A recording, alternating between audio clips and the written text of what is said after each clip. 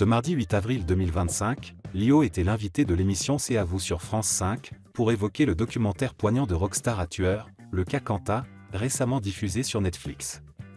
Plus de 20 ans après le drame, la chanteuse n'a pas caché son émotion ni sa colère face aux propos tenus en 2004 par Xavier Quanta, frère de Bertrand Cantat, dans une émission de Thierry Ardisson. Des déclarations qu'elle juge ignobles et relevant clairement du « victime blâme ».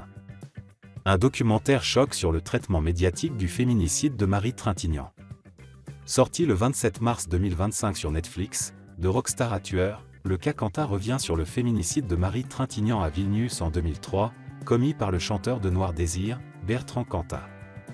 Co-réalisée par Anne-Sophie Djan, la mini-série en 3 épisodes ne se contente pas de relater les faits, elle dénonce la manière dont l'affaire a été traitée par les médias à l'époque, souvent présentée comme un drame passionnel plutôt qu'un crime. Parmi les voix qui résonnent dans ce documentaire, Lio, chanteuse et amie proche de Marie Trintignant, qui y livre un témoignage fort et engagé.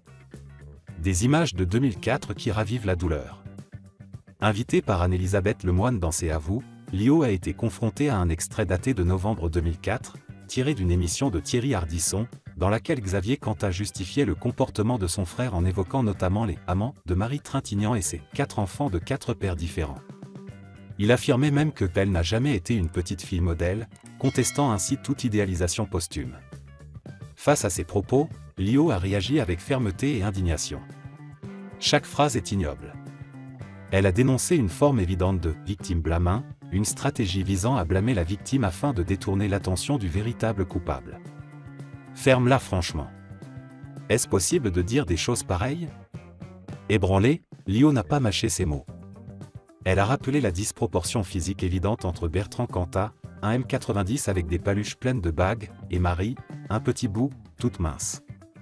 L'artiste a tenu à remettre les faits en perspective, dénonçant les tentatives de justification ou de minimisation du crime. Si ce n'était pas tragique, tout le monde lui dirait « mais tais-toi, franchement. Ferme-la. » Est-ce possible de dire des choses pareilles? S'est-elle insurgée. Une douleur toujours vive, un combat toujours actuel. Le décès brutal de Marie Trintignant reste une plaie ouverte pour ses proches, et Lio ne l'a jamais oublié.